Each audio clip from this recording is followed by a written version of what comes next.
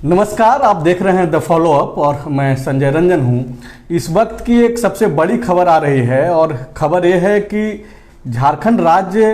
परियोजना निदेशालय की ओर से एक चिट्ठी जारी की गई है और चिट्ठी में कहा गया है कि वैसे पारा शिक्षक जो 15 मार्च से जिनका आंदोलन शुरू होने जा रहा था अपनी मांगों को लेकर के, अस्थायीकरण और वेतनमान लागू करने की मांग को लेकर के, उनको सख्ती बरतने के लिए, उनके ऊपर सख्ती बरतने के लिए विभाग ने एक चिट्ठी जारी किया है। और उस चिट्ठी में क्या है वो हम आपको पूरी जानकारी देंगे इस लाइव में, और हमारे साथ सनी शरद भी हैं, वो आपको पूरी जानकारी देंगे और बताएंगे कि दरअसल इस चिट्ठी में ऐसा क्या है जिसके बाद से वो पारा शिक्षक जो बीते विधानसभा चुनाव में खुले तौर पर हेमंत सोरेन और उनकी गठबंधन को समर्थन कर रहे थे, और आज वही पारा शिक्षक इस चिट्ठी जारी करने के बाद हेमंत सोरेन की सरकार को हिटलरशाही बता रहे हैं, तानाशाही बता रहे हैं। क्या चिट्ठी में क्या कुछ है सनी जी? बिल्कुल, देखिए चिट्ठी में क्या है वो हम बता दें। उससे पहले बता दें कि राज्य में करीब 60 से 70 हज़ार पारा शिक्षक हैं। और आपने जैसा जिक्र भी किया संजय कि 2019 का जब विधानसभा का चुनाव था तो उस दौरान पारा शिक्षक खुलकर जो वर्तमान उस समय की सरकार थी, तत्कालीन सरकार रघुवर सरकार के खिलाफ आ चुकी थी। कारण था कि लाठीचार्ज, आपको याद है कि मोराबादी मैदान में जब सरकार जो है स्थापना दिवस का कार्यक्रम मना रही थी तो उस दौरान हुआ था। और उसके बाद खुले तौर पर पारा शिक्षकों ने सभी जगह, चाहे वो लोकसभा का चुनाव हो और उसके बाद जो विधानसभा का चुनाव हो, वो बीजेपी सरकार के खिलाफ उन्होंने प्रचार करने का काम किया था, इसी उम्मीद के साथ कि जब नई सरकार बनेगी तो वह उसके साथ दिखेगी। और जब झारखंड मुक्ति मोर्चा, जो अभी सरकार में सबसे बड़ी पार्टी है, झारखंड मुक्ति मोर्चा कांग्रेस और राजद की जो सरकार है, उसके मैनिफेस्टो में भी इस बात का जिक्र था कि सेवा शर्त और अस्थायीकरण की बात जो है उसमें की गई है। तो ये थोड़ा भूमिका था जो मैं बता रहा था कि पारा शिक्षक किस तरह से इस सरकार पर विश्वास कर रहे थे। आपको अभी जब 1 सप्ताह या 2 सप्ताह पहले की हम बात करें तो मुख्यमंत्री हेमंत सोरेन से प्रोजेक्ट बिल्डिंग में पारा शिक्षकों का एक प्रतिनिधिमंडल ने मुलाकात भी की थी, और उसके बाद एक वीडियो भी बाकायदा और फोटो जारी हुआ था कि पारा शिक्षकों के साथ एक सुखद वार्ता मुख्यमंत्री हेमंत सोरेन के साथ हुई है।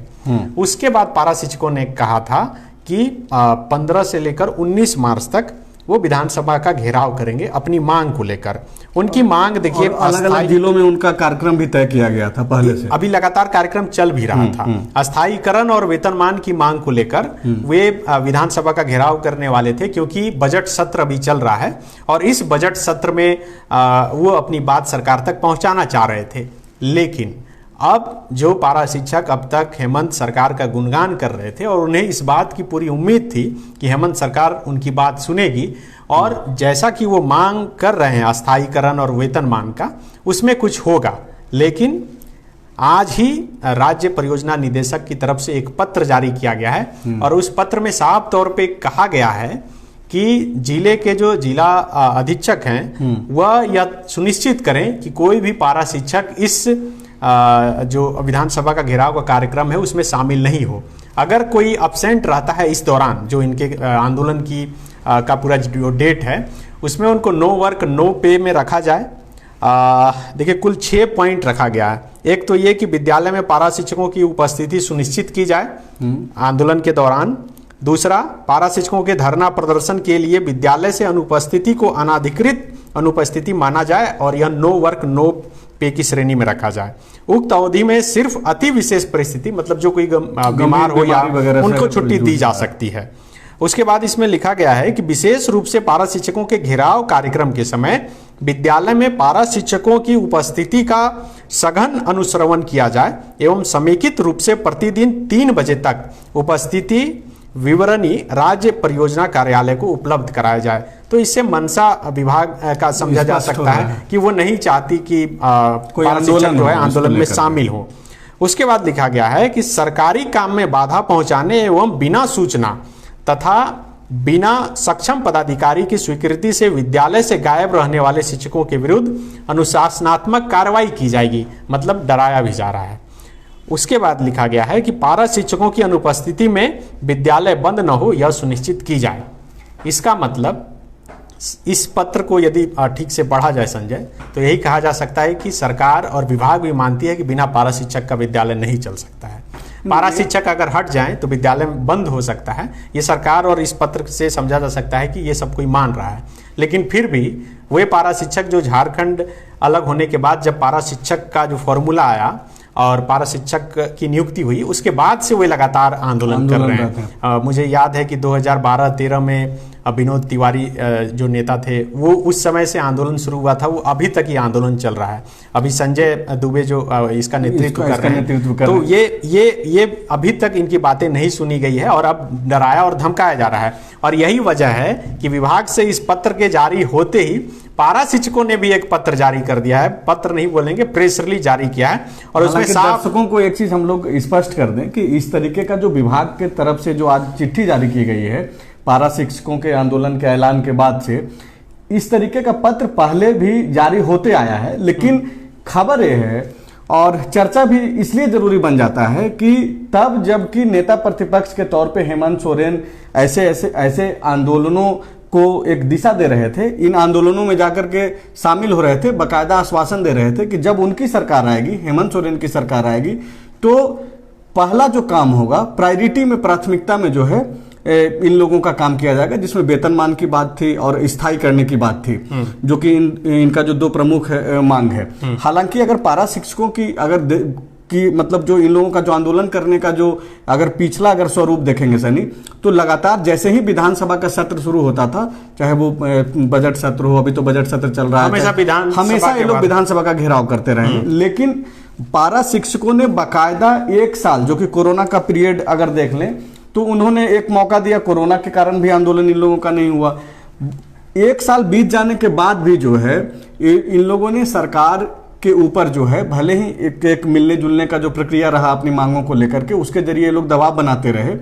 ये लोग अब भी ये उम्मीद कर रहे थे कि आज नहीं तो कल जो है इन लोगों की मांगों पे सरकार विचार करेगी, क्योंकि बीच में एक जो शिक्षा मंत्री हमारे जो जगन्नाथ महतो, जिनका भी इलाज चल रहा है, अभी तो प्रभारी में खुद मुख्यमंत्री के पास ये विभाग है, तो ऐसे में उनके तरफ से एक वीडियो भी आया था और उनके तरफ से एक संदेश आया था पारा शिक्षकों को लेकर के कि जब भी वो ठीक होकर के आएंगे तो सबसे पहला जो काम होगा वो पारा शिक्षकों के हितों में जो निर्णय लेने लायक होगी, सरकार जिस भूमिका में होगी वो लेगी। लेकिन अब जब ये सब सारी चीजें नहीं हुई है और वो सरकार, वैसे सरकार में वो लोग जो तब के विपक्ष में रहने के दौरान इनके आंदोलनों को सपोर्ट करते थे, आज इनके आंदोलन को भी जो है नहीं करने के लिए और रोकने के लिए पूरा प्रयास कर रहे हैं। और आप इस चिट्ठी में जो 6 पॉइंट्स जो कि सनी सरद बता रहे थे, फिर से एक बार हम लोग बताएंगे कि इन चिट्ठी में क्या क्या ऐसा है जिससे पारा शिक्षकों को जो है विभाग के तरफ से सरकार जो है डरा रही है। तो बिल्कुल देखिए, डरा रही है ये हम नहीं कर रहे हैं, बल्कि ये पारा शिक्षक ही कर रहे हैं। पारा शिक्षक का जो एकीकृत मोर्चा है, बिल्कुल उनके तरफ से एक प्रेस रिलीज जारी किया गया है और उसमें साफ तौर पे लिखा गया है कि सरकार के हिटलरशाही नमूना का ये पत्र है। ये मोर्चा बोल रहा है हक की लड़ाई होगी, तुगलकी फरमान से वो डरने वाले नहीं हैं। ठीक है, इन्होंने लिखा है कि 15 से 19 मार्च को झारखंड के तमाम पारा शिक्षक अपने अस्थायीकरण व वेतनमान सहित वर्तमान की कई समस्याओं की पूर्ति के लिए विधानसभा का घेराव करेंगे। आज राज्य परियोजना निदेशक द्वारा जारी पत्र लोकतांत्रिक मूल्यों की हत्या का नमूना है। बिना इस फरमान से डरे तमाम पारा शिक्षक अपने जिलावार शेड्यूल के अनुसार विधानसभा घेराव में शामिल होंगे। यानी इनका जो कार्यक्रम था वो तय था कि किस दिन किस जिला के पारा शिक्षक आएंगे। इसके बाद उन्होंने लिखा है कि एकीकृत पारा शिक्षक संघर्ष मोर्चा की राज्य इकाई मुख्यमंत्री जी से मांग करती है कि आप अपना वायदा पूरा करें, न कि रघुवर दास की तानाशाही स्टाइल में दमनकारी रवैया अपनाएं। तो देखिए बिल्कुल साफ है, जो हम लोग चर्चा कर रहे थे उस बात का जिक्र इस जो प्रेस रिलीज जारी किया गया है पारा शिक्षकों की तरफ से उसमें है। राज्य के पारा शिक्षक शौकिया तौर पर आंदोलन नहीं करते हैं, बल्कि सरकार जब आंदोलन के पश्चात संगठन से वार्ता कर मांगों की पूर्ति का समझौता करती है और वो मांग पूरा नहीं करती है, तब मजबूरी में आंदोलन होता है। तो ये तमाम फिर जो पारा शिक्षकों के एकीकृत मोर्चा के नेता हैं उनका नाम दिया गया है। और जैसा कि मैं जिक्र कर रहा था कि अलग अलग दिन तय था कि किस दिन कौन से जिला के पारा शिक्षक,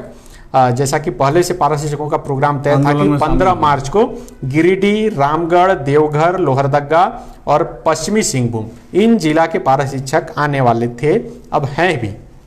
क्योंकि परियोजना निदेशक की तरफ से पत्र भले ही जारी किया गया डराने के लिए, लेकिन ये बोले कि हम डरने वाले नहीं हैं। 16 मार्च को चतरा, गढ़वा, सिमडेगा, गोड्डा और पश्चिमी सिंहभूम से पारा शिक्षक पहुंचने वाले हैं। 17 मार्च को हजारीबाग, लातेहार, पाकुड़, रांची और खूंटी से पारा शिक्षक पहुंचने वाले हैं। 18 मार्च को पलामू, धनबाद, कोडरमा एवं सरायकेला खरसावां से पारा शिक्षक पहुंचने वाले हैं। 19 मार्च को गुमला, दुमका, जामताड़ा, साहेबगंज एवं बोकारो से पारा शिक्षक पहुंचने वाले हैं। इस बीच आज ही के दिन ये राज्य परियोजना निदेशक की तरफ से जो पत्र जारी किया गया है, तो इसे पढ़कर यही समझा जा सकता है और कहा जा सकता है कि सरकार जिस पारा शिक्षक को अब तक अपना समझ रही थी, जो पारा शिक्षक इस सरकार को अब तक जो अपना समझ रहे थे, अब इस दोनों पत्र के बाद लग रहा है कि अब थोड़ी टकराव की स्थिति बननी शुरू हो गई है और जो एक विश्वास था वो विश्वास अब धीरे धीरे टूट रहा है। जी अच्छा सनी, आप एक चीज़ ये बताइए कि पारा शिक्षकों का मोर्चा भी कई गुटों में बटा हुआ है, तो ये जो चिट्ठी पत्री जो जारी हुआ है विभाग के तरफ से इस आंदोलन को रोकने के लिए, तो क्या सिर्फ एक मोर्चे के तरफ से यह बोला गया है कि बावजूद इसके कि विभाग जो है सख्ती बरतने की कोशिश कर रही है लेकिन आंदोलन जो है वो जारी रहेगा, या फिर और भी कई लोग जो है जो दूसरे मोर्चे के लोग हैं वो लोग भी ये कर रहे हैं? देखिए, पारा शिक्षकों का जो अलग अलग संगठन था सबको मिलाकर ही एकीकृत पारा शिक्षक संघर्ष मोर्चा बनाया गया है, जिसमें कि विनोद बिहारी महतो, संजय कुमार दुबे, ऋषिकेश पाठक, प्रमोद कुमार, दशरथ ठाकुर, मोहन मंडल, प्रद्युमन कुमार सिंह, ये लोग इसके नेतृत्व करता हैं। और इन्हीं लोग के नेतृत्व में ये जितने नाम मैंने लिया कि लगभग सबका अलग अलग संगठन चल रहा था पारा शिक्षकों का, सबको मिलाया गया है और मिला के फिर ये तय हुआ है कि सभी एक साथ सरकार के सामने बात रखेंगे। शिक्षा मंत्री जगन्नाथ महतो जब तक स्वस्थ थे, यहाँ थे, वो चार्ज में थे, तब तक पारा शिक्षक और शिक्षा मंत्री जगन्नाथ महतो की ट्यूनिंग बहुत अच्छी थी और यही वजह है कि कई पारा शिक्षक यहाँ से चेन्नई भी गए और